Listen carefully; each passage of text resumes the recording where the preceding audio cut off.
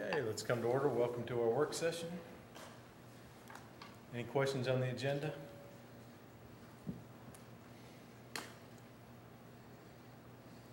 Or on the consent agenda?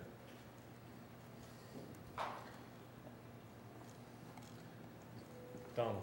The 90 passenger bus at Eagle, that's not, how is that being paid for? Driver's ed. Driver's ed. Yes, sir.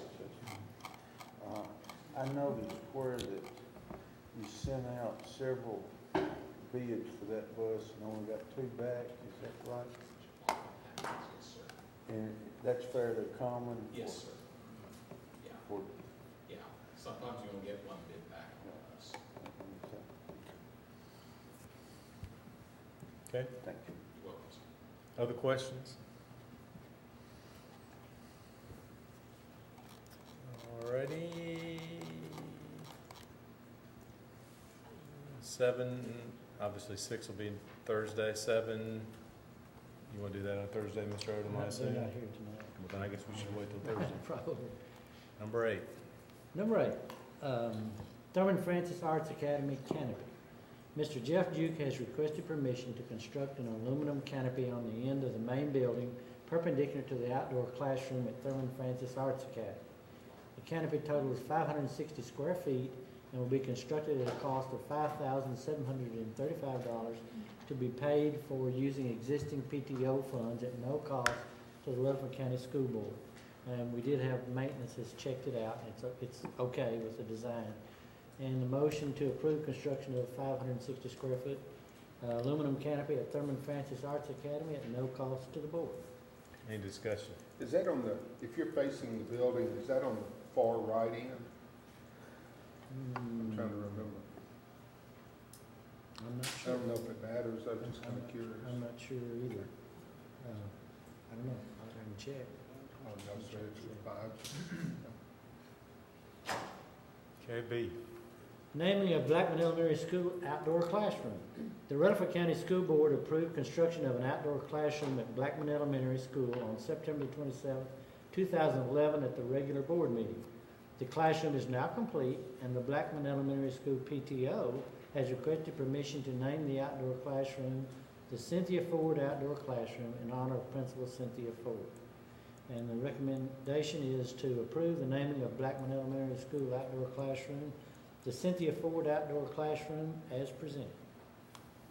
Any discussion?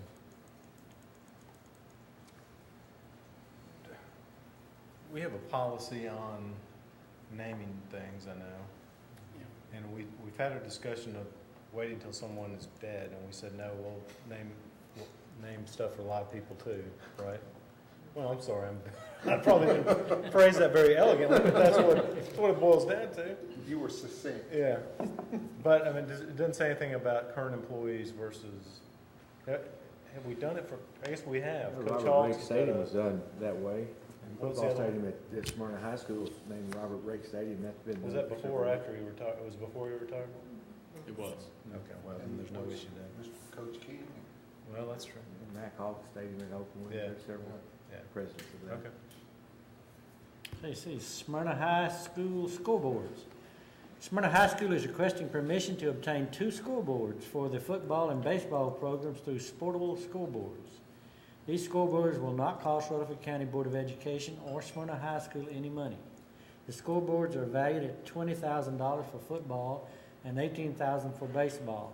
Sportable Scoreboards offer a score rewards program in which advertisements are sold to sponsors, which are then placed on a scrolling electronic message panel at the top of the scoreboard. However, as Sportable Scoreboards cannot secure enough sponsors, the scoreboards will not be installed. Sportable Scoreboards are responsible for all installation and upkeep of the scoreboards, and the motion is to approve Sportable Scoreboards to install and provide upkeep for 2 scoreboards at Smyrna High School, no cost to Rutherford County Schools.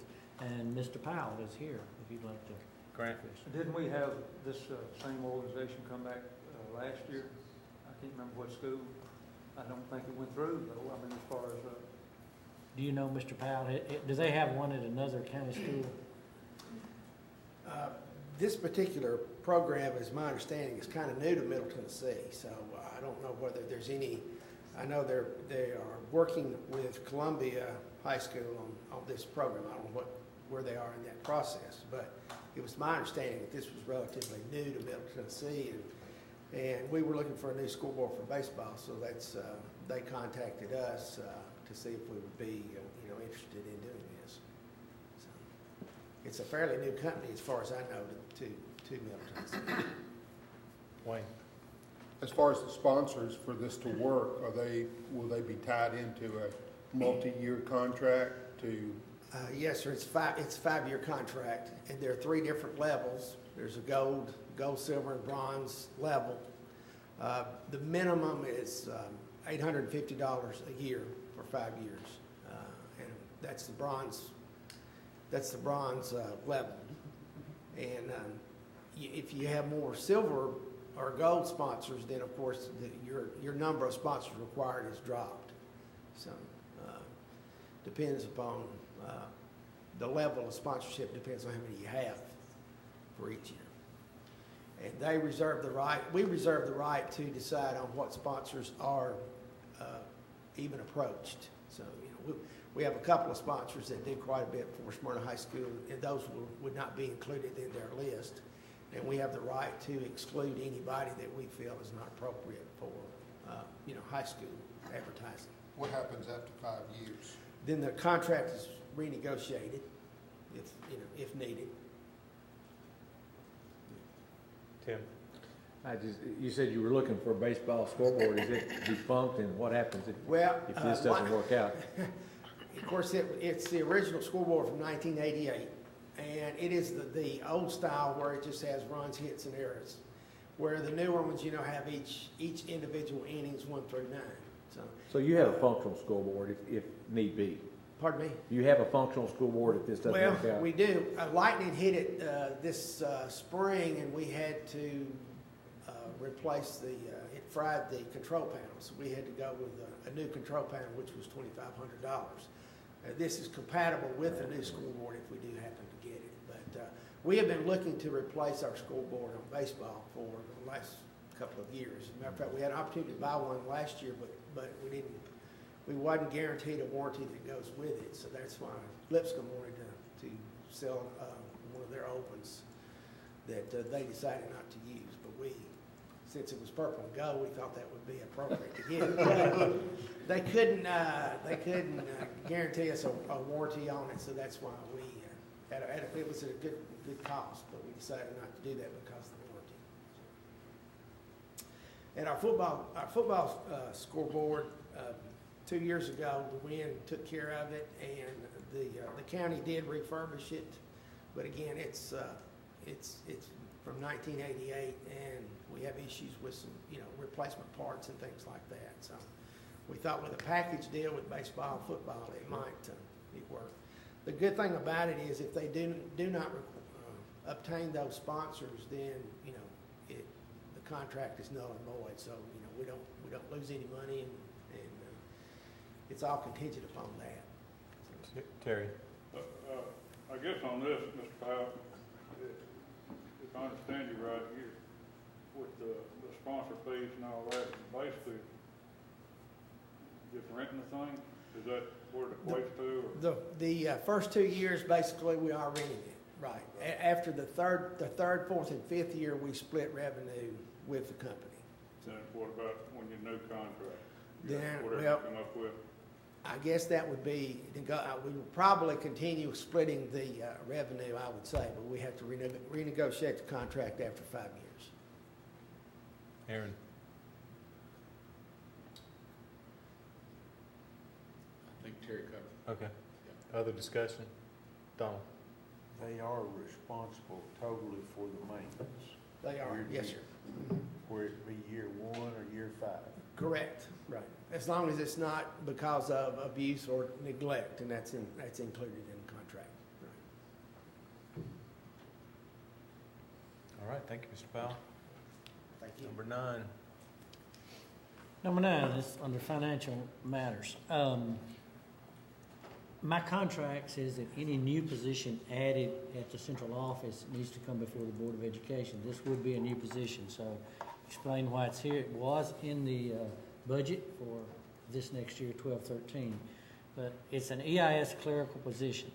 The 2012-2013 general purpose school budget includes a new full-time 12-month clerical position that will be used to reconcile our attendance figures in the STAR student data system with the state's Educational Information System, EIS. The state has been calculating every system's BEP allocation from the information systems have been manually entering an EIS system. This manual override process is ending, and our attendance for funding purposes will be calculated on the figures generated by EIS. The difference between STAR and EIS is due to more than one system or school including a student in its EIS reporting, and students who may not correctly be scheduled in the system. No school gets credit for students showing in multiple schools. The difference between our STAR attendance figures and EIS has been running about 3.25%.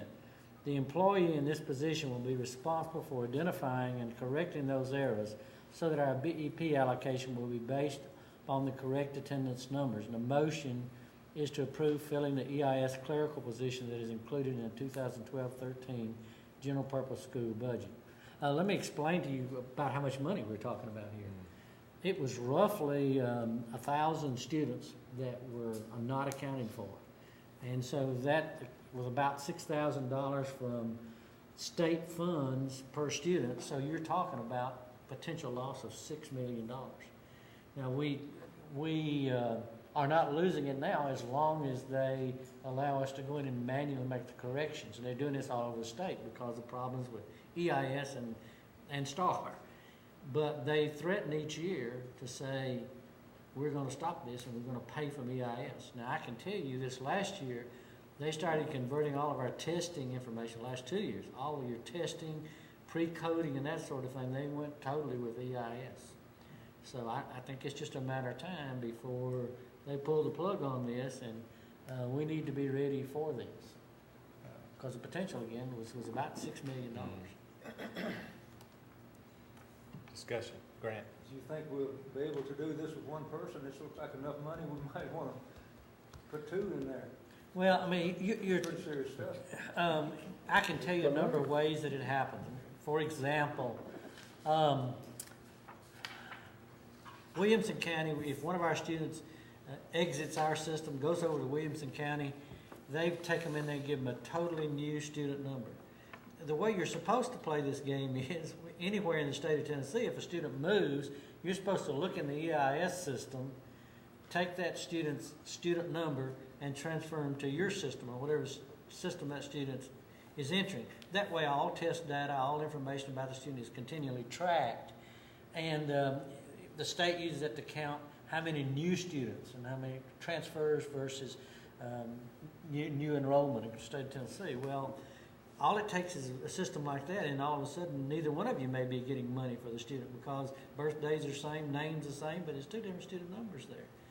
There's supposed to be someone to help at the help desk at the state office, and there is someone there, but it's not always a help, and they do not get involved. But when you realize in each student's record, if you take every keystroke that's involved with a student, there's literally millions upon millions of keystrokes in our about 40,000 students.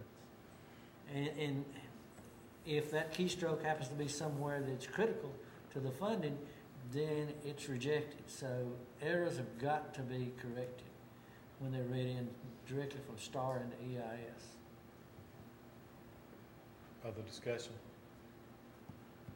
Who will this person work for? Probably under attendance, something with maybe under Bob Mays or something, because that's the issue going from STAR into the EIS system itself. STAR is called the Student Management System. The EIS system was originally created for reporting to the federal government and other things. I've got to serve, had the opportunity to serve on the state EIS committee when they began rolling it out. So it's put in place to accumulate all sorts of data about students and school systems in the state of Tennessee. So they're going more and more to it. There's more than, STAR is not the only software piece in the state. So all of these other software vendors or student management, all of theirs must upload into EIS.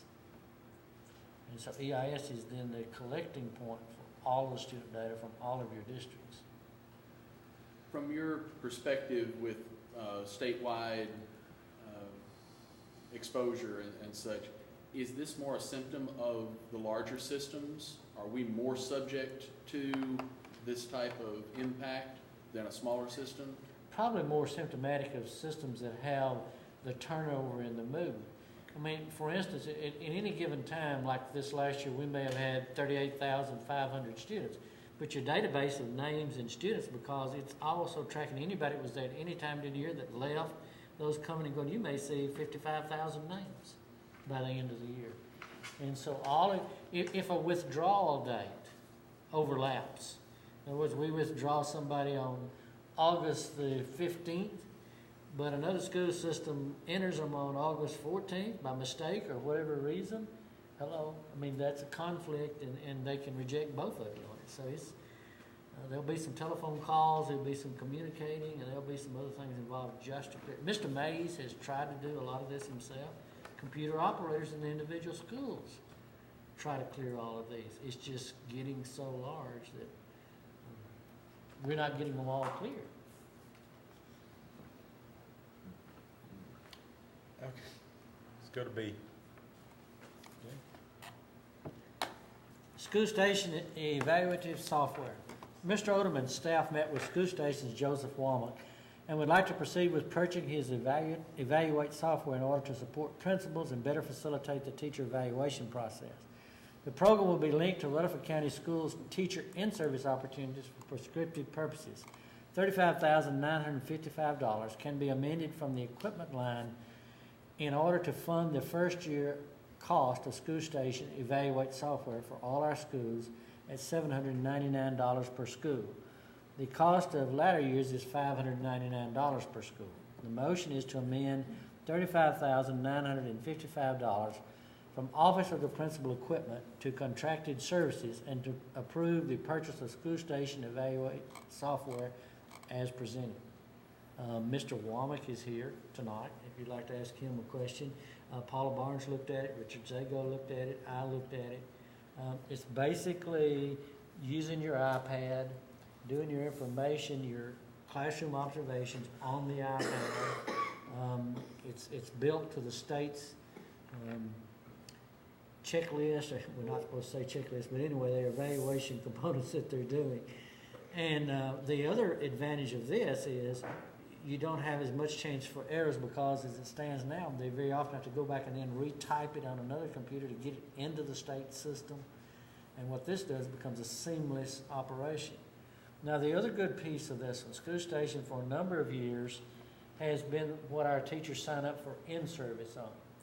So what we're going to do this year with our in-service, we're putting in-service opportunities into strands, maybe classroom management, maybe some different instructional strands. So as principals go in and they may detect a possible deficiency or something where a teacher needs to work on, then you go in and they can make an improvement and recommendation that you go into strand, classroom management, and then select one of the items from that. So we're trying to link more closely prescriptive in-service rather than simply a choice of in-service sometimes if the person happens to need that. So this links our existing School Station in-service software with our evaluative software into one package.